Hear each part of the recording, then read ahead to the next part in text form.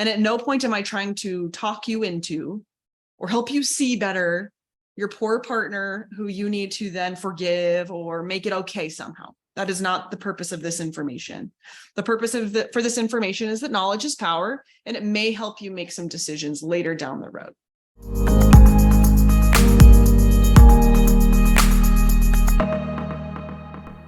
Hey, everybody.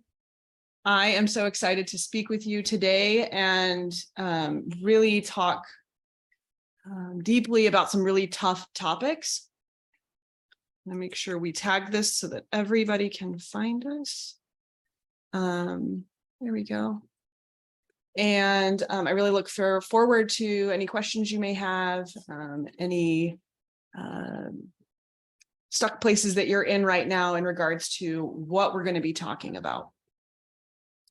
I'm also going to share my screen today and do some slides and stuff as we talk about this big, giant question that is really the first question usually for most of us, which is why? Why would you do that? Why would you hurt me like that? And even if you weren't trying to hurt me, why did you continue to hurt me once you knew it hurt me, which is very common. Not everyone, but very common. And so that's what we're going to be talking about today. But welcome to the Navigating Betrayal webinar, podcast, and YouTube channel. I'm your host, KayLee Dunn, betrayal navigation coach, betrayal trauma therapist for over a decade, and admin for this free Facebook group, Humans Navigating Betrayal. This is an awake space. It's a place that we come to wake up to betrayal and to stay awake to betrayal. And in awake spaces, it can be kind of messy. It can be kind of triggering. So those who have joined this Facebook group, I recommend that you mute the group and engage on your own time and really curate your recovery reading for what you best need. But this is a beautiful place to tell your story, hear other people's stories, and remind yourself that you're not alone, that you make sense, and that there's absolutely hope for growth. Don't forget to check the featured section of this group that is full of lists and lists of resources for across the globe, coaches, therapists, books, podcasts. I have zero turf wars. I am someone who is providing what I have and what I can. And then I want to share all those other incredible therapists and coaches and books and podcasts and pieces of resources that is accessible for everyone. So stick around, because at the end of today's presentation, we will do a live Q&A. That is the beauty of coming live and joining the Facebook group. So if you're listening to this on the podcast or the YouTube channel, the beauty is that you can come here and chat with me and I'll answer your questions right here in the Facebook group. But today we're going to be discussing, again, this big question. Why does he do that or she do that? And then what to do when your partner says all the right things, but nothing is changing. So that is a very common experience. Now, if you're brand new to this, you might be like, uh-oh, that sounds scary. But it is a very common experience to have everything come out in the open, to really start learning about what betrayals have been going on behind your back, whether that's a physical affair, emotional affair, other forms of virtual infidelity, pornography use, hidden pornography use, and then the deception, the lies, and the manipulation that often accompanies that type of behavior. And we know, and we've established in this group, that when we're in a relationship with someone who's done that to us, it causes long-term emotional effects, psychological harm, emotional harm to us, and sometimes over time, physical harm to our bodies due to the stress and trauma that can occur after betrayal and ongoing betrayal. And that it is one of the most difficult things we can experience because it creates an attachment wound, as well as really shifting and harming all the different parts of ourselves, the way we see ourselves, the way that we socialize with others. It really pulls that rug under reality and causes this existential internal shift. And that is a normal response to an abnormal situation, and that you're not crazy or broken if you're having a hard time after betrayal, that you make sense. Now, remember that as I talk about any of this stuff, depending on which phase you are in your recovery and in your healing, this might fit right into place. It might be the puzzle piece you were looking for. And that goes for anything that I post on socials or here in the group. and what other people post as well. It might fit like a puzzle piece. And sometimes you might go, woo, this isn't for me right now. And I'm always encouraging you to,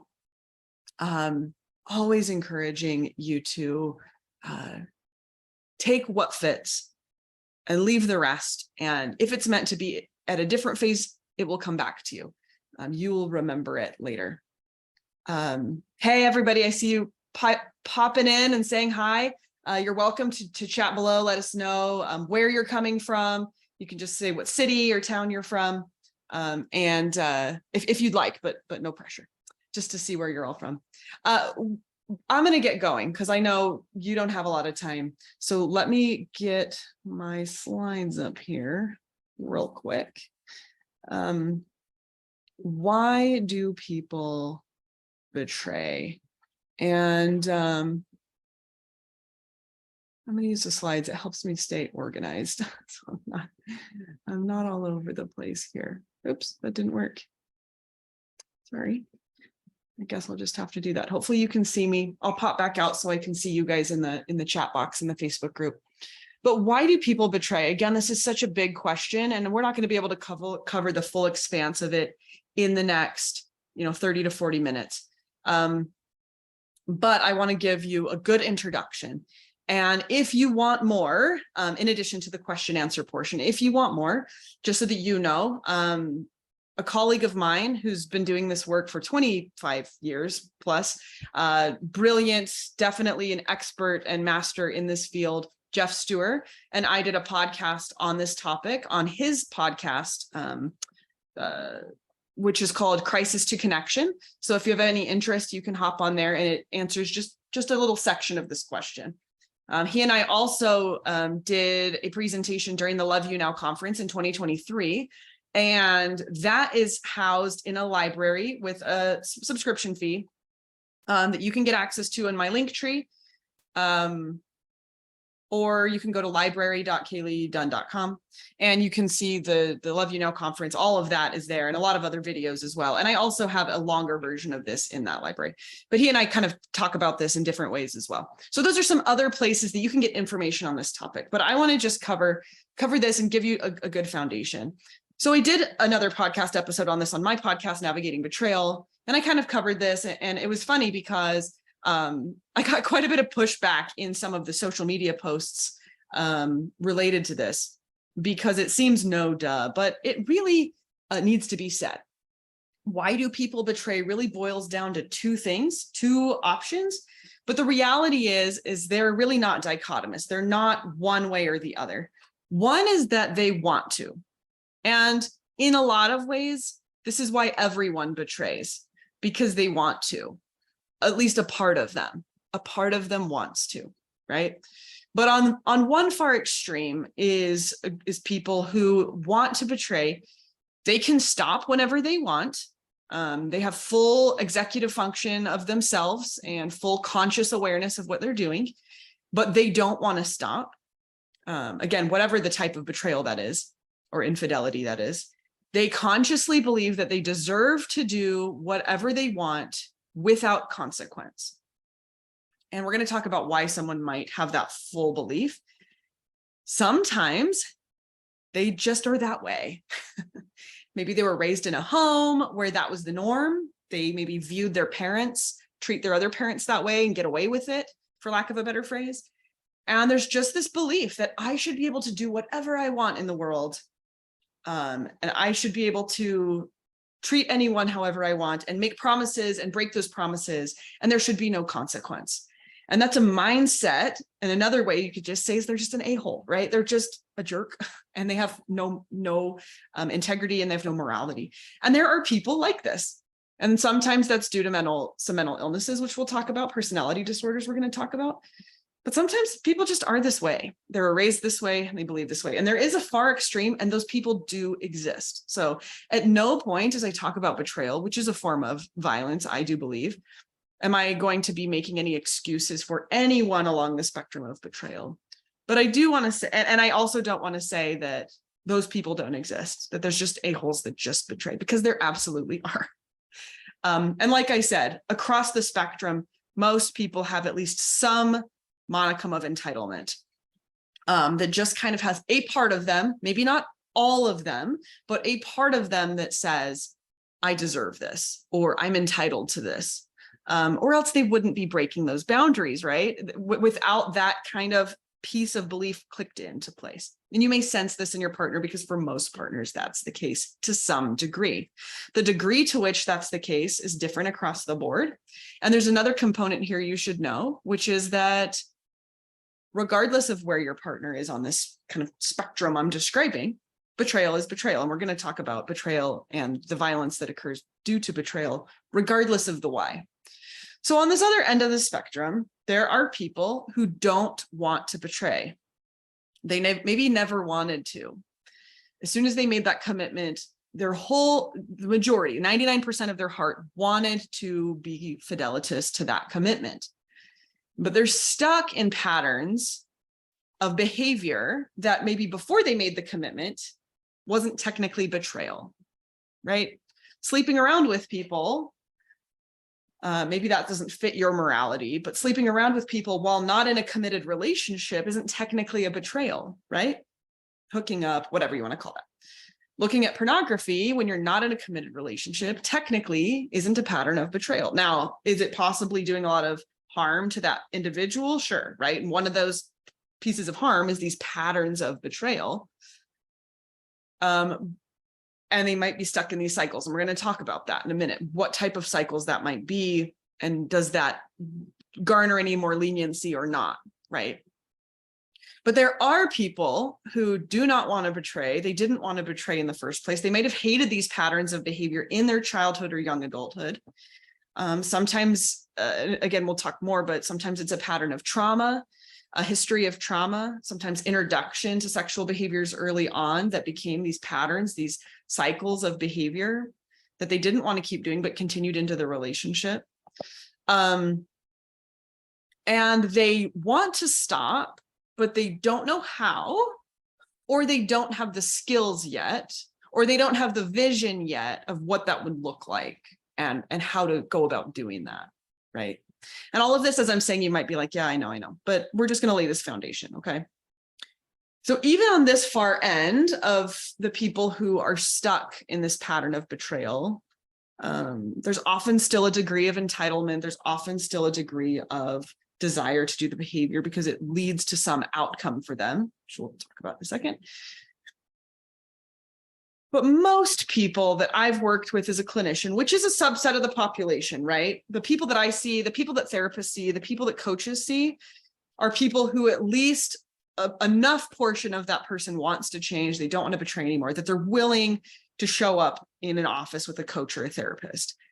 And they're kind of tired of the behavior. They don't want to keep doing it. And that's one portion of society, right? The people that won't even go to therapy, they may still feel stuck, but they don't want to stop. And they're not willing to take that next step and get the support that they need.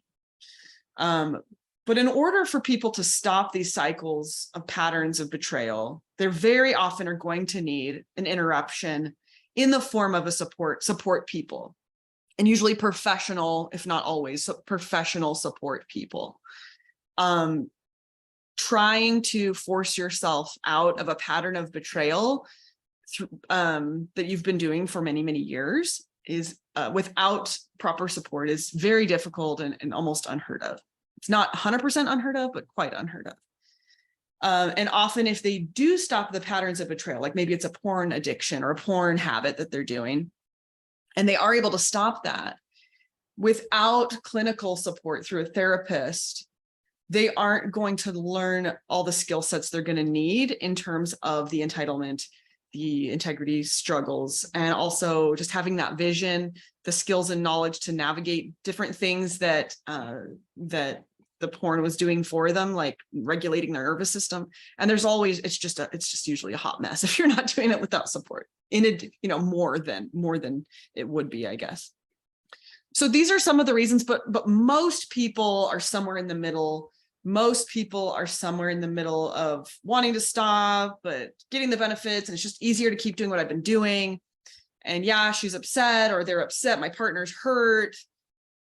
But they're kind of numbing out that on their own, no excuses, but them just describing the scenario and the situation. And there's still lack of awareness is there. There's a lack of know-how, there's a lack of skills, and it feels mountainous and they don't want to do that. And so they stay in the behavior, right? But those who don't want to enough will get to a place where they're willing to seek out support. And we'll talk about where you come in relation to that. But I do want to identify that there are two types of violence, and this is still kind of in its theoretical stages as we talk about these. I want to be really transparent that much of the research, much of what's written, much of what's spoken about in relation to sexual addiction, betrayal trauma, all of that is still all in a very young stage. I mean, this stuff has really been talked about maximum 30 years, and there's widespread opinions depending on what school of thought you were trained in, and the research is fairly split. But I'm going to share with you kind of the theory that fits for me and for many of my clients, and that hopefully will continue to garner more and more research and understanding. So there's intimate partner violence. So we need to talk about these types of violence, okay?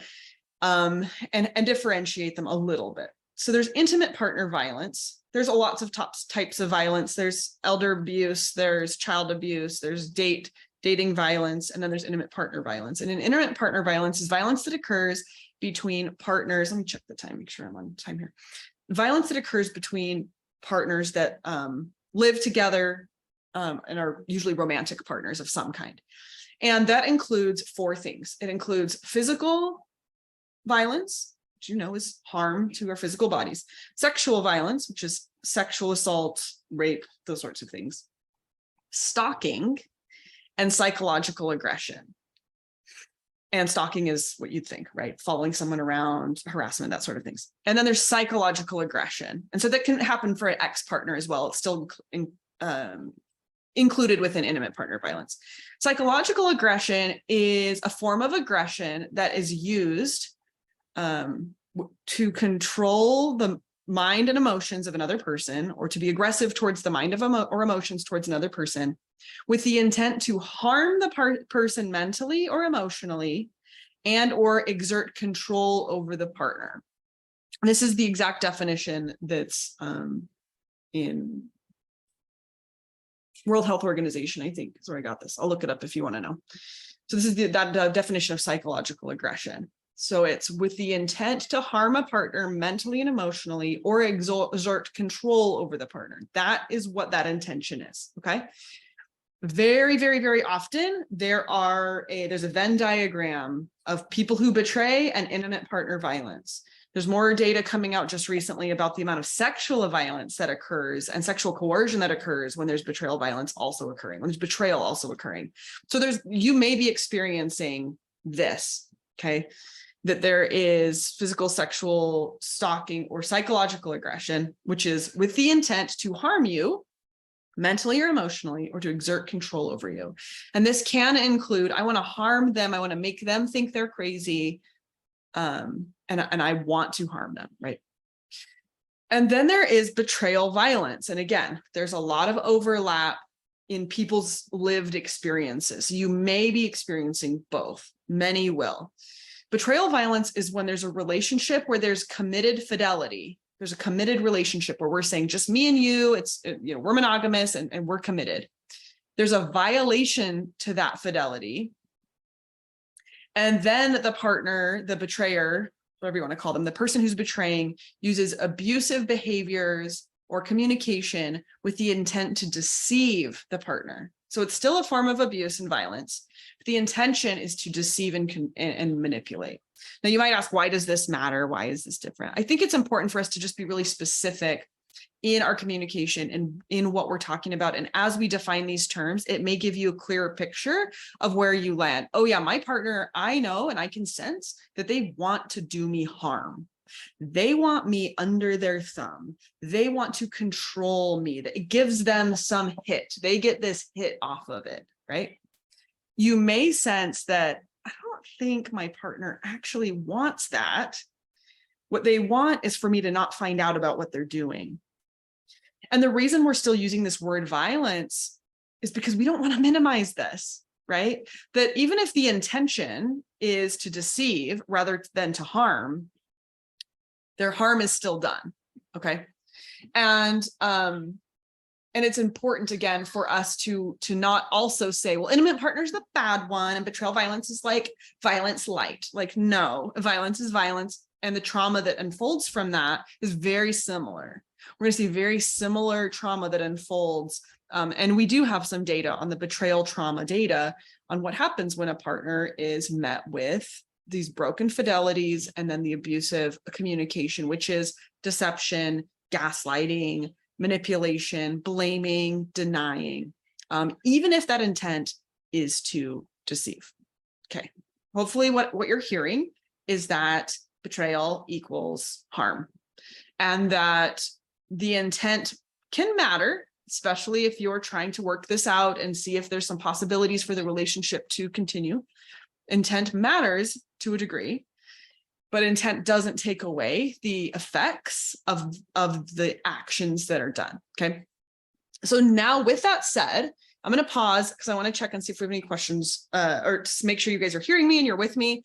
But then I'm going to move forward into talking about, okay, so why? So I'm going to outline a few things. Oh, let's go back so you can see what I'm talking about. I'm going to outline a few things that can keep people stuck in these patterns of betrayal, even when most of them doesn't want to anymore. But what I don't want you to hear is that, oh, they're stuck, too bad, and that's an excuse. And I also don't want you to hear, oh, it's just betrayal violence, so I shouldn't feel so bad. What I want you to hear is this is betrayal violence. This is a form of harm that's been done to you, and that's not okay. Your partner may be stuck and there may be ways out, but that doesn't mean you have to do anything. Once the fidelity has been violated, or at any time, honestly, you have the opportunity or option to make whatever choices that you need to make in that relationship. And at no point am I trying to talk you into or help you see better your poor partner who you need to then forgive or make it okay somehow. That is not the purpose of this information. The purpose for this information is that knowledge is power, and it may help you make some decisions later down the road.